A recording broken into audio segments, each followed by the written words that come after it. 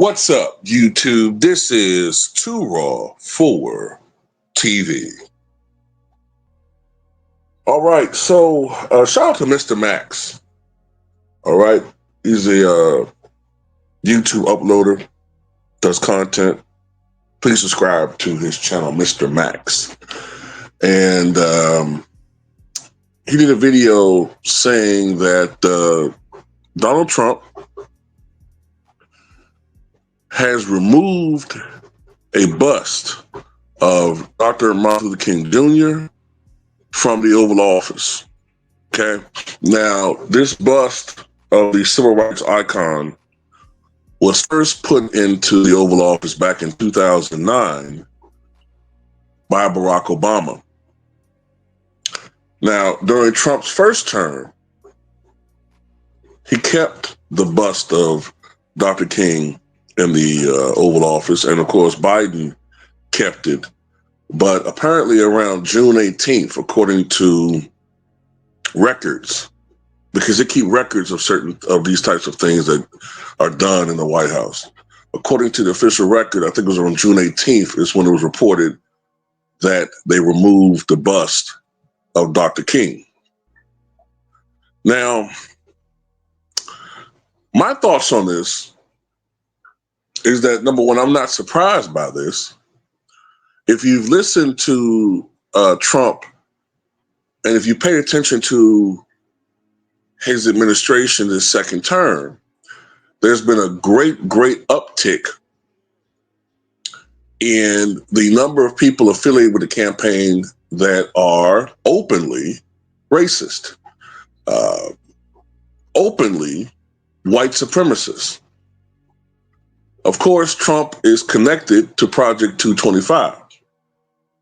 And while I've never stated that I didn't believe that that wasn't the case, during the 2024 campaign, I was more concerned about what the Democrats were also doing.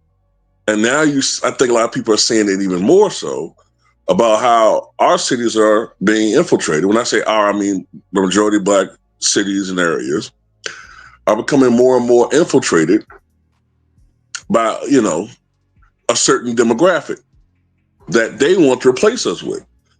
So that was actively happening at that time. I was more concerned about that. Now, as far as Dr. King's bust being in the Oval Office, it's symbolic, obviously. It doesn't have, quote unquote, a bearing on our lives, technically, right? But of course, Donald Trump, when you look at this man's character, number one, he did it. He's a very envious and very insecure individual. Donald Trump is also very prone to extreme jealousy, which he tries to hide with all his bravado and the fake machismo, always making references to penis size, which is, you already had that porn star pretty much out him as being, whatever, you can look into that. But I think he's probably, when you look at the time period in which that bust was removed, it was around Juneteenth. So part of it might be the fact that Dr. King is obviously affiliated with civil rights in the Black community. You had Juneteenth occurring at that time, which for some reason riles up so many people in this country. And Dr. King is a Nobel Prize winner, something that Trump, for some reason, is itching to be awarded because he's all about adulation and awards and numbers and figures. And, he's just an egotistical dickwad, man. So, I'm not, like I said, I'm not really surprised by this. I'm actually, I don't want to say I'm glad that he did it, but in some ways, I am kind of glad he did it because now we can get more on code. as a people, right? There's becoming less and less of a gray area as to what the Trump administration stands for.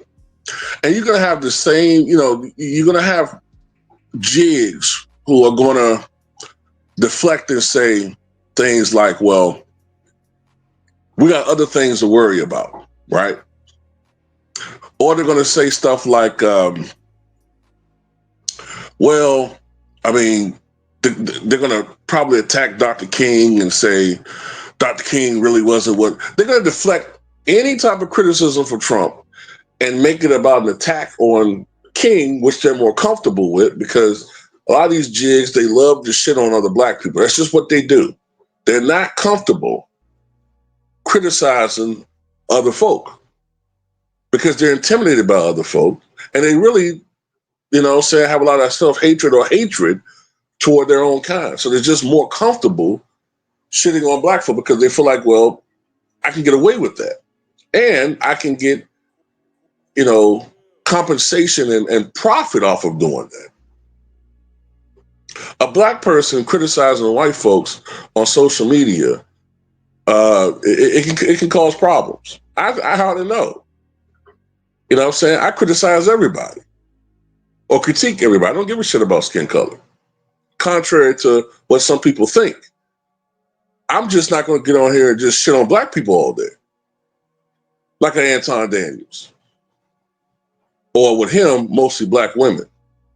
So that's profitable. To coon is profitable.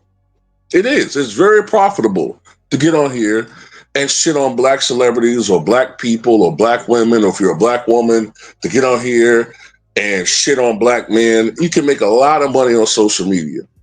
But I would rather have a modest channel where I'm putting up how I truly feel than have to be one of these chameleons that have to reinvent yourself every year or every 6 months to just follow trends. That's not a real. Yeah, you might eventually. You might make some money in the short run, but people are going to figure out after a while that you're a con artist. You're a grifter. Just like Stephen A. Smith.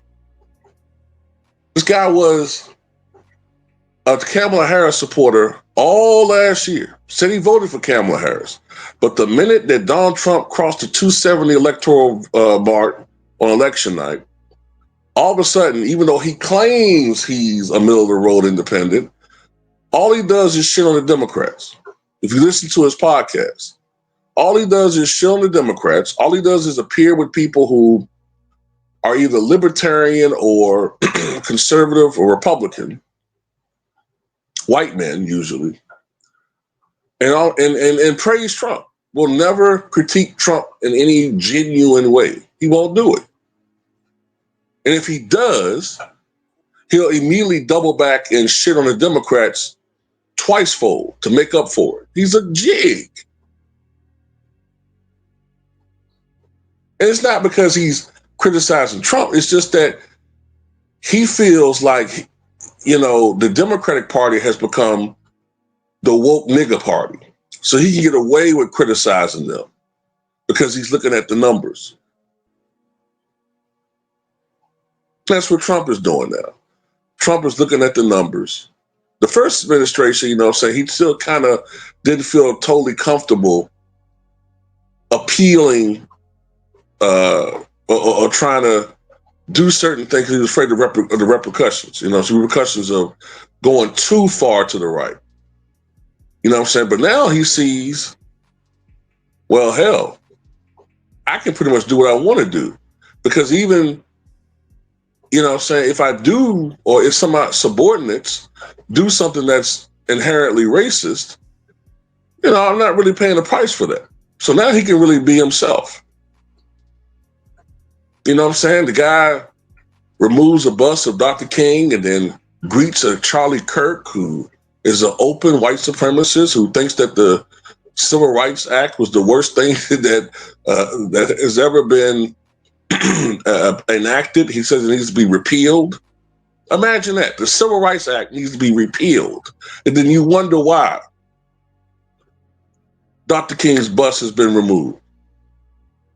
This is the regime that we're in now. And, you know, at the end of the day, I've said this before and I'll say it again. We as a people, black people, we don't have any friends. The Democratic Party are not our friends because they should be up in arms about this man ingratiating himself with an open white supremacist. This guy has dinner with the other one. What's the young dude? I forget his name. The one that got into it with Jason Whitlock earlier this year. He's a white supremacist. He had him at Mar-a-Lago for lunch or brunch, I think shortly after he became elected president. He ingratiates himself with white supremacists. But you got all these coons running around here, you know what I'm saying, trying to, you know what I'm saying, praise this guy and lie for him and you know what I'm saying, spin for him and all this type of shit.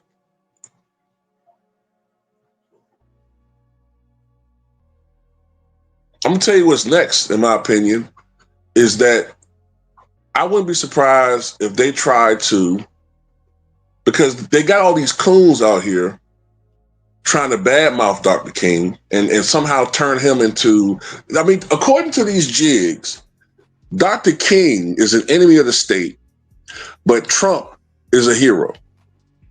What's next is, I wouldn't be surprised if Republicans are still in power somehow over the next 3 years.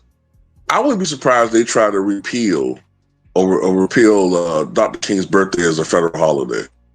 Or they may just have states that just vote to remove it as a federal holiday. And at that point,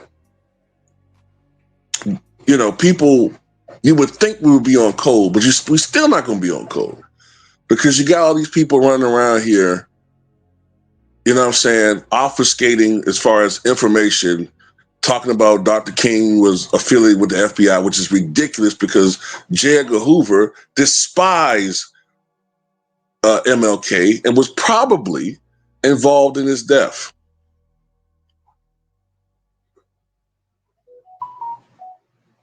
Now, do I agree with everything that the civil rights movement was about and what they accomplished? No, because you could argue integration weakened us. It weakened us over time in a lot of ways, right? Especially when it comes to self-sufficiency. But their intentions were good. And still, with all the problems that we have, it's still a lot better as far as our everyday existence than the horrors of Jim Crow. But Trump and his ilk would like to turn back the clock to 1955. And I hate to say it, but that's what they're doing. And we have some true sellouts to our community aiding and abetting them. So in my mind, yes, this is war on black people. And that's why I don't give a fuck about Diddy. That's why I don't give a fuck about Tyler Perry and what they've been accused of. Because if they don't have to show the same energy for people that look like them committing crimes, then why the fuck do I have to show the same energy? No, it doesn't work like that. I got to prove my moral barometer by being outraged by Diddy. But everybody else can say, let's move on. Who cares about if Bill Clinton or any of these white oligarchs did the unthinkable, the unfathomable to the powerless, to the underdeveloped? No, it don't work like that. But anyway, they said that they moved Dr. King's bust to a dining area, but when pressed to show photographic evidence that's where it was, they didn't answer it. So I wouldn't be surprised if they put it down in the janitorial area or some shit, man. I tell you, man, it's disrespectful. You know, if you believe what researchers have said, Dr. King's last moments were spent on Earth with a racist head doctor or lead physician, whatever you want to call them, spitting on him and suffocating him at that hospital. Because contrary to reports, Dr. King was still alive when he was brought in to the hospital. Disrespected in life, disrespected at the moment of death, and disrespected by a racist president. You know, in memory. It's just, it is what it is, man. But, you know, we're not going to get mad, not collectively.